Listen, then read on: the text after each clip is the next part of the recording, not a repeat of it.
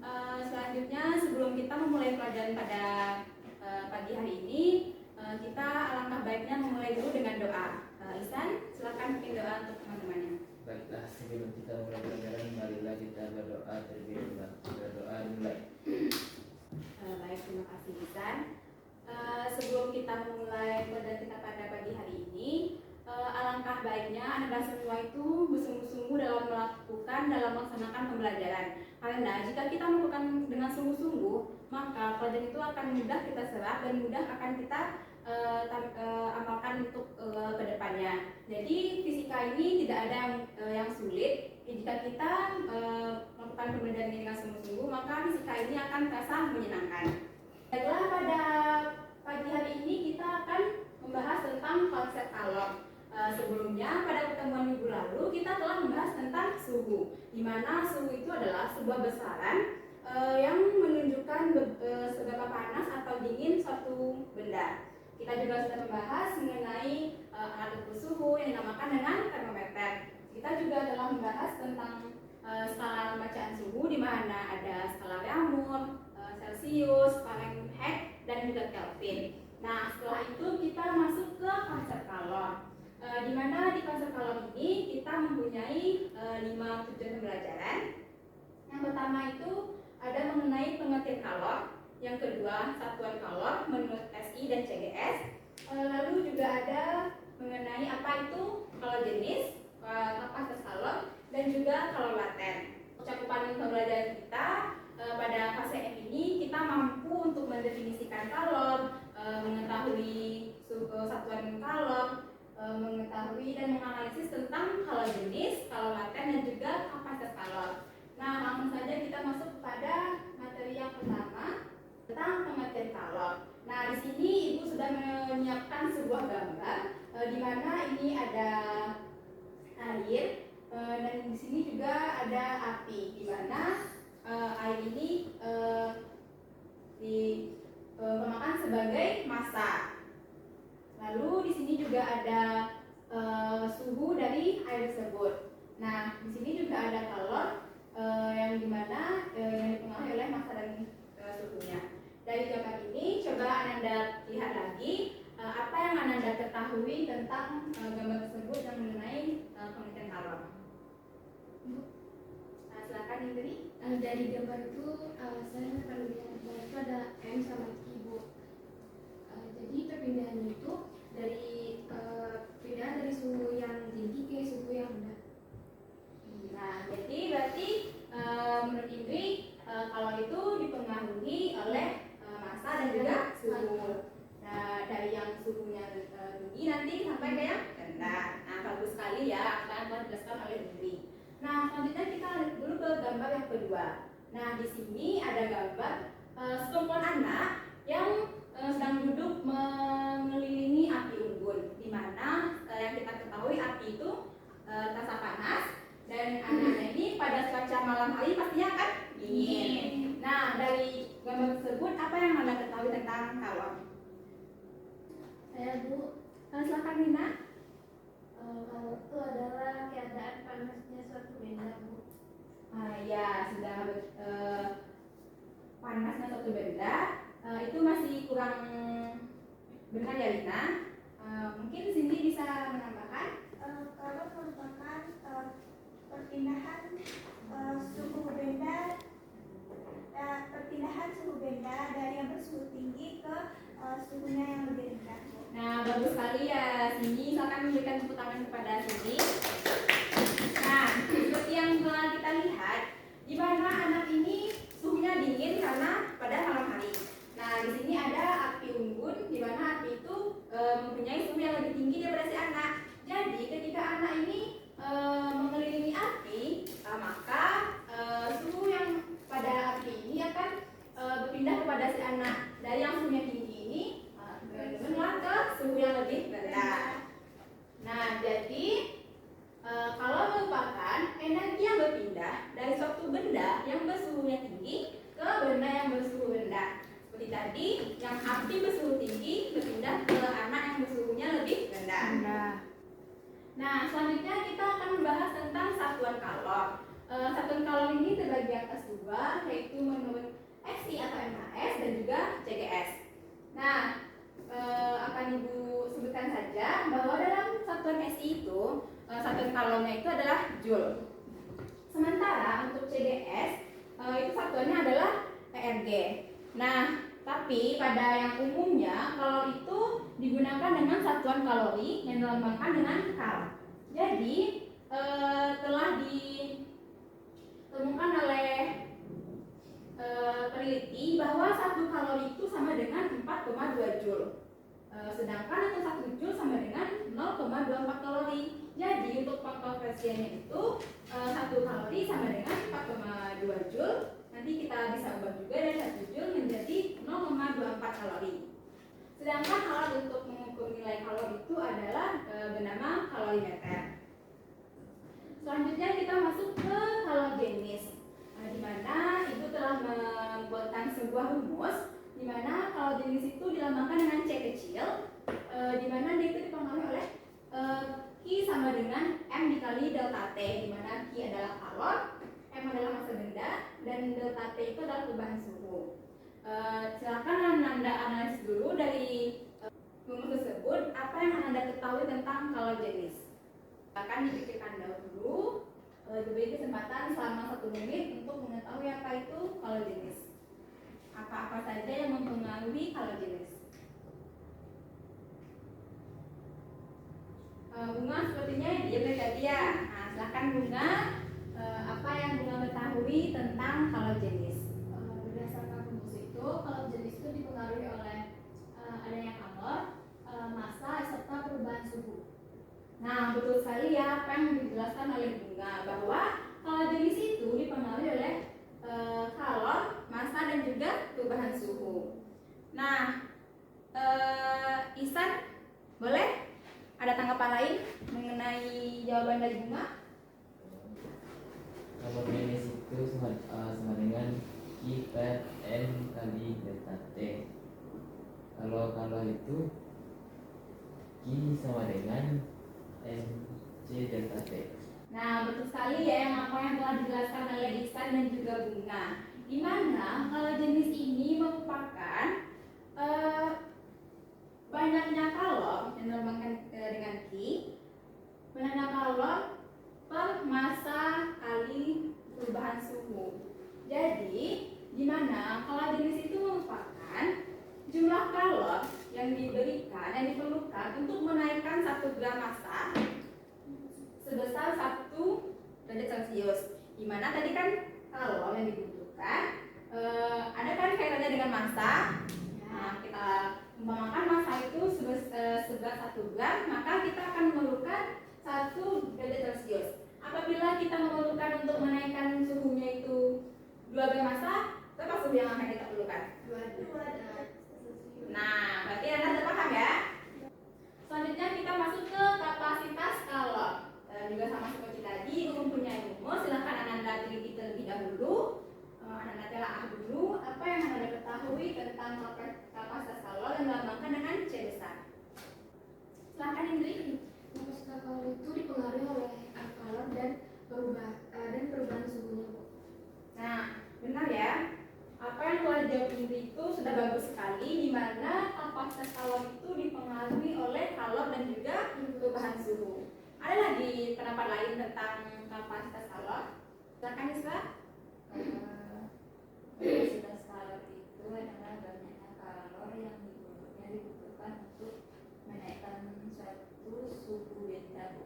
Nah, betul sekali ya, sangat hebat Isra dalam mendefinisikan kapasitas kalor. Nah, dapat kita lihat di sini kapasitas kalor, atau kalau itu juga bisa disebut dengan panas ya, yang sering kita lambangkan dengan C besar. Jadi kapasitas kalor itu adalah energi kalor, energi panas yang kita butuhkan untuk menaikkan suhu satu benda sebesar 1 Kelvin. Bedanya dengan yang tadi, dengan kalorigenis itu juga dipengaruhi oleh massa. Nah, ini tidak dipengaruhi lagi oleh massa, hanya dipengaruhi oleh suhu. Maka suhunya itu dalam bentuk Kelvin bisa, dalam bentuk satuannya Celsius juga bisa. Tergantung nanti kita bisa untuk mengubahnya seperti yang satuan tadi. Jika satuannya itu dalam SI, berarti dia memakai Kelvin. Jika satuannya dalam bentuk Celsius, berarti dia memakai Celsius. Selanjutnya kita masuk kepada kalor laten, di mana kalor laten ini terbagi atas dua, di mana ini merupakan kalor lebur dan ini merupakan kalor tua. Nah, silakan Anda lihat lagi, ada teliti lagi apa yang Anda ketahui mengenai kalor laten ini. Lina, silakan. Apa yang Lina ketahui tentang kalor laten ini? Mungkin Lina bisa terlebih dahulu tentang kalor yang leburnya. Berarti untuk kalau lebur itu masa dikalikan oleh lebur. Nah, iya betul sekali ya Lina. Jadi pada kalor laten ini kan terbagi atas dua. Yang pertama itu kan kalor lebur. Jadi yang seperti yang telah Lina sebutkan tadi, kalor lebur itu dipengaruhi oleh massa dan kalor lebur zatnya. Nah, untuk yang kalor lebur siapa yang bisa apa yang menyebutkan apa yang mempengaruhi kalor lebur tersebut? Nah, silakan Cindy. Kalau uap itu dipengaruhi oleh massa dan kalau uap zatnya itu sendiri. Nah, betul sekali ya apa yang disampaikan oleh Cindy dan juga Lina. Jadi, kalor laten yang dibagi atas dua ini, di mana ada kalor lebur zat dan juga ada kalor uap zatnya. Jadi, masing-masingnya itu dipengaruhi oleh yang namanya massa. Tidak ada lagi yang namanya suhu di sini. Makanya untuk satuannya itu hanya ada joule dengan kilogram, di mana kilogram itu adalah satuan dari massa. Jadi, kalor laten itu adalah jumlah kalor yang dibutuhkan untuk mengubah wujud 1 gram zat. Tadi dipengaruhi oleh massa. Makanya kalor laten itu hanyalah jumlah kalor yang diperlukan untuk mengubah wujud dari 1 kilogram zat. Nah, di sini ada grafik suhu kalor, di mana silakan Anda lihat di sini. Saat suhunya itu bernilai negatif, maka bendanya itu berada pada fase padat. Nah, tetapi ketika dia itu mencapai titik padat itu kan garis dua, titik lebur dan juga titik didih. Di mana saat dia itu berada pada antara titik lebur dan titik didih, maka dinamakan dengan fase cair. Sedangkan untuk dia itu melebihi titik didihnya, maka dia akan menguap. Kita contohkan seperti batu es. Batu es yang kita biarkan di bawah sinar matahari, maka dia akan mencair. Tetapi apabila batu es yang telah mencair itu kita panaskan dan melebihi suhu 100 derajat Celcius, maka dia akan menguap. Jika kita biarkan lama-lama, air yang tadinya bisa segelas itu bisa jadi setengah gelas karena yang lain itu telah menguap menjadi gas. Nah, selanjutnya kita ada contoh soal di mana sebatang besi bermassa 5 kg akan dinaikkan suhunya sebesar 10 Kelvin. Jika kalor yang dibutuhkan sebesar 20 kJ, berapakah kalor jenis dan juga kapasitas kalornya? Silakan Anda lihat dulu, siapa yang bisa silakan ke depan untuk mengerjakannya. Nah, ya kepada Bunga, silakan. Ayo, Bunga pasti bisa.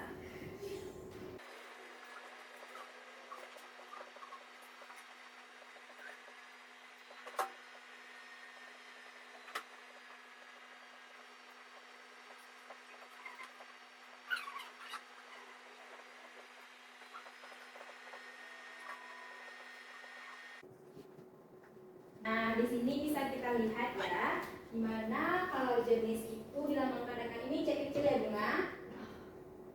Nah, tadi sudah kita ketahui bahwa kalau jenis itu dipengaruhi oleh kalor dan juga massa serta perubahan suhu. Nah, dimana tadi rumusnya telah kita ketahui juga bahwa C sama dengan Q per M per delta kali delta T. Ini tinggal kita masukkan saja nilai Q-nya berapa, ya kan Bunga? Ya, Bu. Nah, di sini terdapatkan nilai Q-nya itu 20 kJ, di mana massanya 5 kg.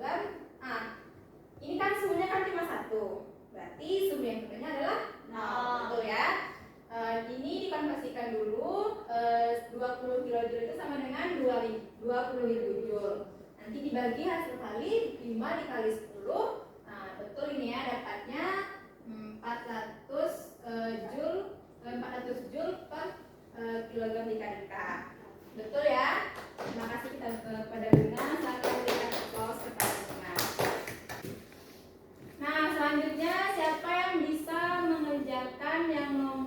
bagian B. Ya, silakan kepada Cindy.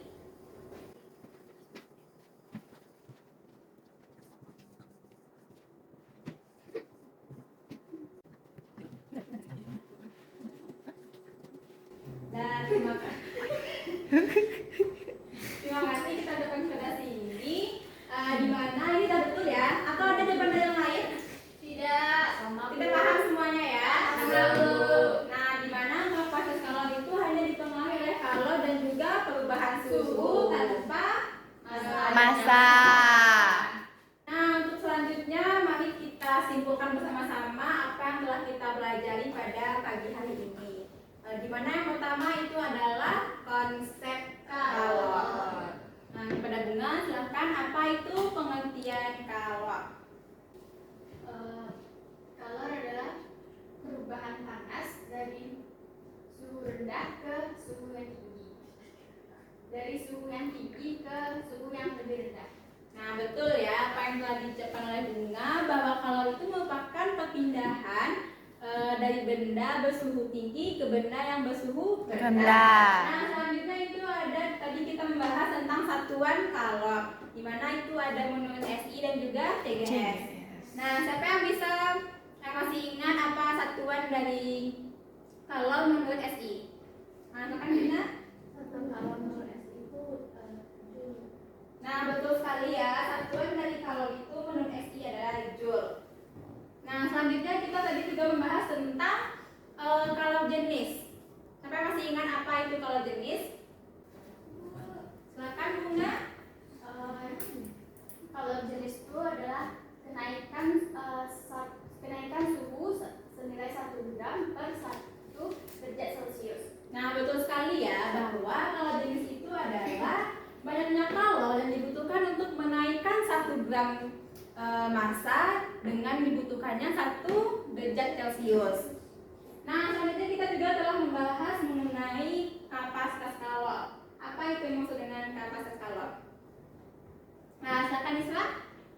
Kapasitas kalor adalah banyaknya kalor yang dibutuhkan untuk menaikkan suhu suatu benda pada 1 derajat Celcius, Bu. Nah, betul sekali ya, hebat sekali Isra telah menjelaskan apa itu kapasitas kalor, di mana kapasitas kalor itu merupakan banyaknya kalor yang dibutuhkan untuk menaikkan 1 derajat Celcius suhu benda.